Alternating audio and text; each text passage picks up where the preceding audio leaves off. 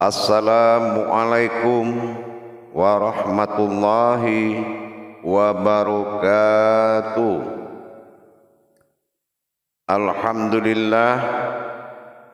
Alhamdulillahi rabbil alamin. Assalatu wassalamu ala asrafil anbiya'i wal mursalin Sayyidina wa maulana Muhammadin. Ashhadu an la ilaha illallahul malikul haqqul mubin wa ashhadu anna Muhammadan abduhu wa rasuluhu was-sadiqul wa'dal amin. Allahumma salli wa sallim wa barik wa karim azanul nabiyil karim. Ihdinil ladzi min jamalika wa innal ladzi min jalalika wa innahu min kitabika wa tahirin wal mujahidina amma ba'du ibadullah. Bersyukur kita kepada Allah dengan mengucapkan alhamdulillahi rabbil alamin atas segala limpahan karunia, rahmah dan hidayahnya, serta dengan izinnya juga kita dapat menjalankan amanahnya, beramal dan beribadah zahir batin dunia dan akhirat. Bersalam kita tidak akan pernah kita lupakan. Marilah sama-sama kita sampaikan kepada junjungan kita Nabi Allah, Nabiul Akhirul Zaman, Rasulullah Muhammad sallallahu alaihi wasallam. Atasnya kalimahnya kita kalamkan dengan membacakan Allahumma sholli ala Sayyidina Muhammad wa ala alihi Sayyidina Muhammad. Alhamdulillah bertemu lagi dengan saya, Guru Mursyid Syekh Nur Muhammad Buya Irwan Maulana Al-Khalidi, Sumatera Barat. Tentunya dalam makom majelis dzikir Ma'rifatullah. Dalam tayangan YouTube Buya Pasaman Timur, dalam lindungan wawasan Yayasan Islam Hidayatul Mubarakah, Jakarta, Indonesia. Dalam hal ini, marilah sama-sama kita meningkatkan iman dan takwa kita kepada Allah. Tentunya dengan berbagi wawasan dan ilmu pengetahuan. Mudah-mudahan bermanfaat buat kita semuanya. Apa hal yang penting yang harus kita utamakan di dalam bertuhan kepada Allah? Yang penting utamakan adalah awalul wajibin alal insani huwal mififatul illahi biiztigoni.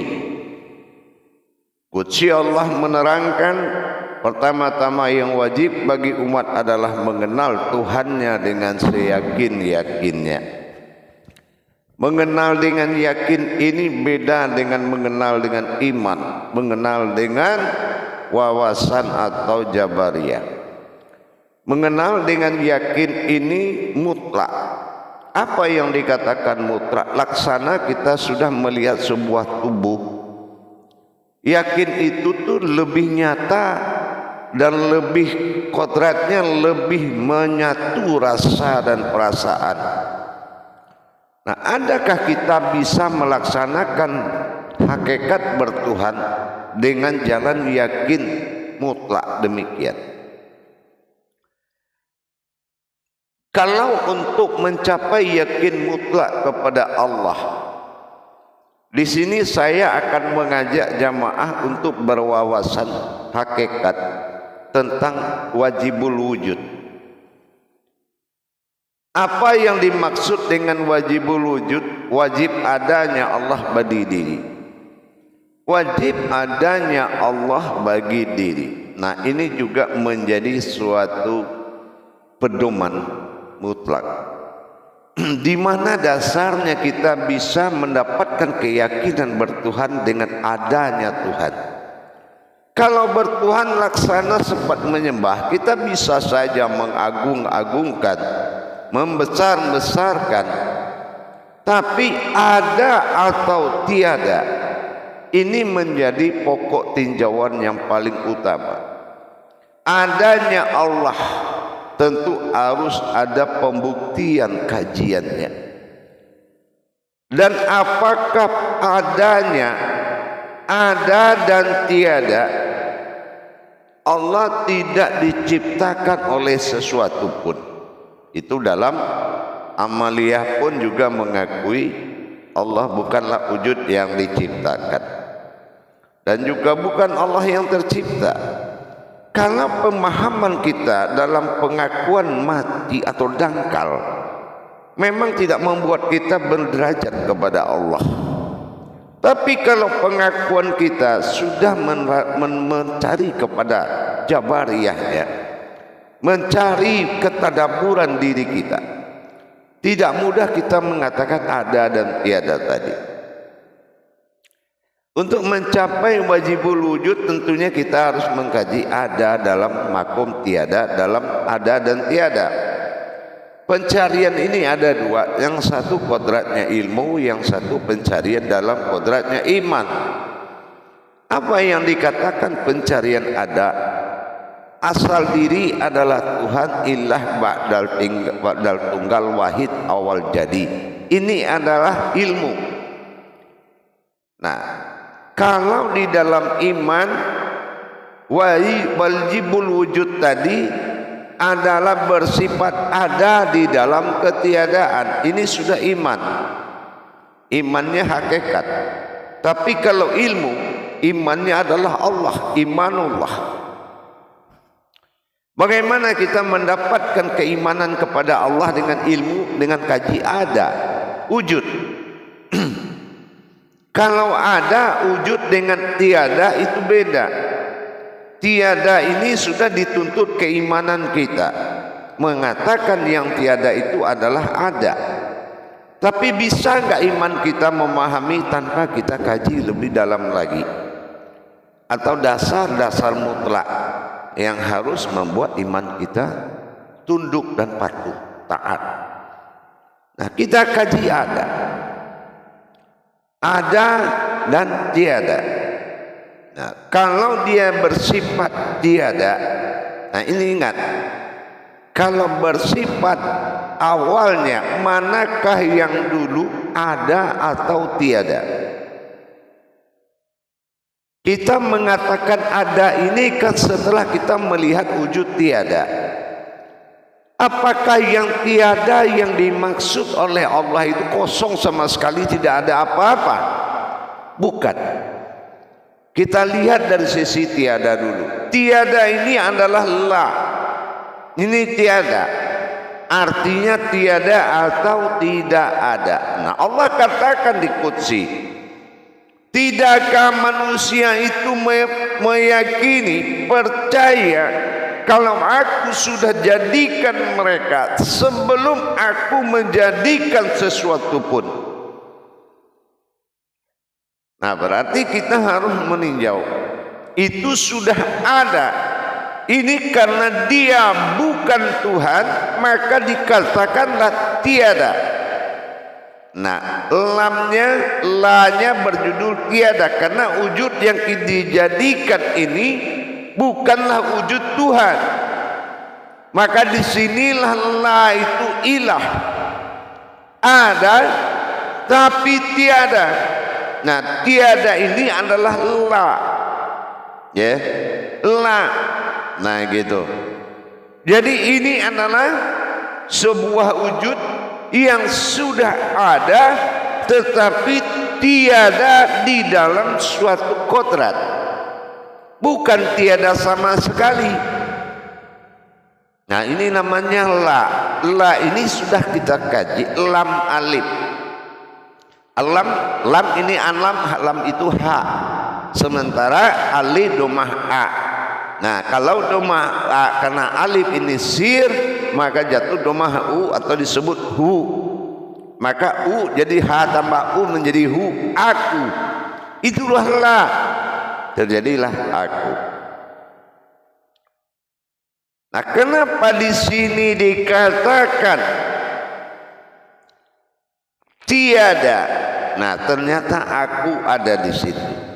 Dan didukung lagi kalau manusia itu sudah dijadikan sebelum semua terjadi atau dijadikan, dia sudah ada. Berarti keakuan sudah ada. Kembali kita melihat yang dikatakan dengan ilah atau tiada Tuhan, la ilah. Nah, kalau di sini ilah, maka kita lihat awal alif, akhirnya ha, ih, ilah, ih. Nah, di sini kita melihat kodrat yang ada pada sifat hidup. Jadi tiadalah yang hidup. Nah, tiadalah yang hidup. Nah, ini dikatakan lail, ya. Nah, tetapi di sini dikatakan laha, la illaha. Masuk laha, laha itu kodrat yang nyata. Tiadalah hidup yang nyata illallah. Nah, la ilaha illallah. Nah, illallah disinilah melainkan zatku.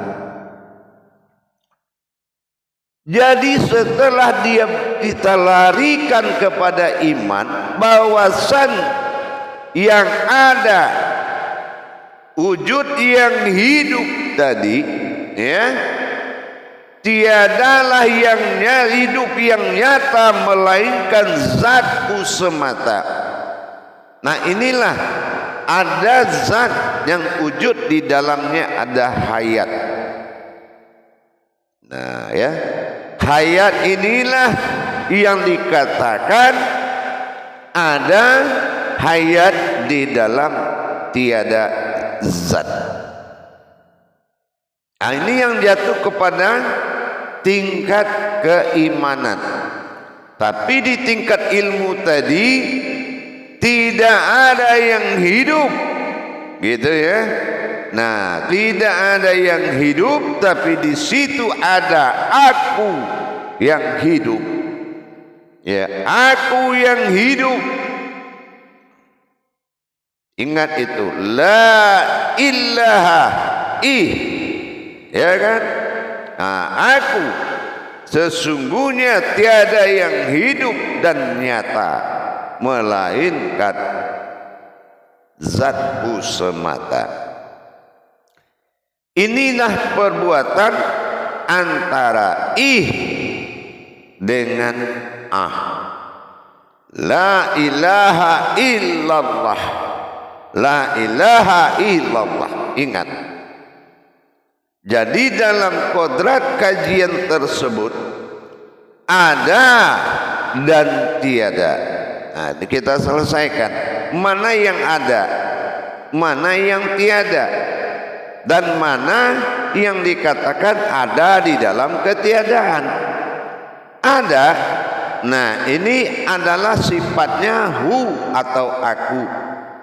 Ini la, lam alif, hu. Nah, tiada. Nah, ini dikatakan hidup, ya, hidup, atau dikatakan ih atau ilah. Nah, ini ya, ini yang tiada. Tidak ada yang hidup di situ, ya kan? Ada aku dan tiada yang hidup. Nah, hayat, hidup, ih, ilah, laha, melainkan kekuatan nyataku adalah Allah. Ini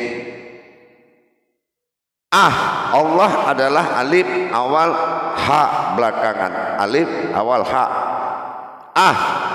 Jadi yang dikatakan adanya aku, ya, dan tiada yang hidup melainkan zatku semata. Itulah hayatullah. Mana zat? Inilah jasad. Zat adalah ruhani an'amta alaihim yang terlihat ini. Jadi kalau kita sudah bisa memahami, kita ringkaskan, ada wujud, ya, wujud itu artinya ada dan tidak boleh digambarkan pada wujud apapun bentuknya, karena ini bukan hakikat. Ada adalah wujud, ya. Nah di sini tiada. Nah tiada adalah hayat. Ini adalah hayatnya sebuah wujud Allah. Jadi dia tiada tetapi ada. Yang tiada apa hayatnya Allah adalah aku. Nah di sini dikatakan wujud adalah kodrat sumber sir tertinggi, sementara tiada itu adalah aku. Nah simak baik-baik, la, ya, simak baik-baik antara wujud dengan aku. Di sini sudah dikatakan wujud ini disebut ada, tiada ini adalah la. La ini akan menjadi wujud aku, ada aku, ya. Nah ini la, ingat, adalah aku, ada adalah wujud. Aku adalah hayat, ya, hayat. Nah hayat yang nyata, hidup yang nyata, atau ruhku atau hayatku yang nyata adalah Allah atau zat. Aku, ya, adalah hidup yang nyata yang bernama Allah. Nah, di mana kita melihat di iman nanti itu di ilmu, di imannya sudah kelihatan. Di imannya itu ketemunya wujud, ya, ada di dalam ketiadaan. Di dalam ketiadaan itu ada apa? Adalah hayat, ya. Jadi di hayat ini, inilah hayat. Jasad ini adalah hayat dan jasad ini adalah kodrat. Artinya kodrat yang hidup.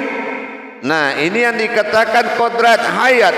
Kalau hanya ada jasad tidak hidup, ini bukan hayat. Karena jasad ini hidup, zat ini hidup. Ini yang dikatakan ruhi. Inilah ruh, ruhu, ruhi, ruha. Ya gitu, ya. Inilah hidup. Jadi yang hidup inilah yang ada di dalam ketiadaan. Apa ketiadaannya? Tiada yang bisa mewujud di situ melainkan zatku semata. Apa yang ada? Hayatku sendiri. Tiada yang hidup melainkan hayatku sendiri. Jadi inilah yang dikatakan ada hayat, ada wujud, dan ada hayat, dan tiada hayat. Bukan ada tapi tiada hayat. Jadi di sini kita melihat wujud zat dan di dalam ketiadaan. Yang ketiadaan adalah hayat. Jadi tidak ada yang hidup melainkan zatku semata. Demikian jamaah. Jadi kalau kita melihat kata ada dan tiada, adanya wujud, tiadanya aku, ilahi hidup yang nyata melainkan zatku. Jadi aku adalah hayat yang hidup di dalam zatku sendiri. Inilah hayat, inilah zat yang hayat. Jadi dengan demikian disinilah kita melihat wajibul wujud. Inilah yang wajib ada. Inilah yang ada yang tidak bisa kita mengelak dari kenyataan Allah ini. Inilah yang sifat, inilah zat. Mana sifatnya, inilah yang bergerak. Mana zat, inilah kodrat. Nah, di dalam keimanan zat berkodrat kepada Muhammad, mim kepala, hadada, mim perut, dal kaki, dan bersifat laku berupa-rupa pada Adam dan berkodrat kepada manusia. An-nas, batin yang berkodrat manusia. An adalah batinku, sementara na aku, sin itu nas, nur, dan inilah nurullah. Nurullah itu inilah yang dikatakan wujud hayatnya zat Allah. Ini yang dikatakan ada dan tiada, ada dalam ketiadaan. Mudah-mudahan demikian dengan kita memahami kodrat dan menerima pernyataan dan pernyataan Allah, qaririnya Allah pada diri, itu adalah keimanan yang paling bagus. Menerimanya diri kita atas pernyataan Allah terhadap diri kita. Kalau diri kita adalah zat yang bersifat, kalau diri kita adalah zat yang bersifat innas, yang bersifat nas, yang bersifat insan, maka ini yang dikatakan kehambaan Allah pada zat dan sifat. Dikatakan aku bersifat pada zat dan sifatku sendiri. Nah, disinilah kita baru bisa menerima iman wajibul wujud, ya, dengan pemahaman la maujudun illallah, la aku maujud adalah hayat, ilah adalah hayat, Tuhan Allah adalah zat yang terlihat. Nah, ini tidak ada yang ada hidup melainkan zatku semata yang hidup.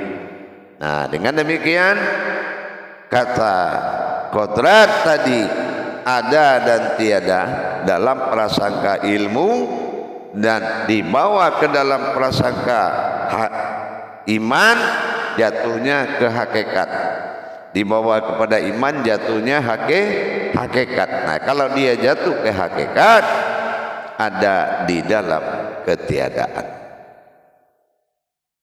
Jadi tidak bisa kita katakan, oh kalau aku ada dia tiada, kalau dia yang ada aku tiada.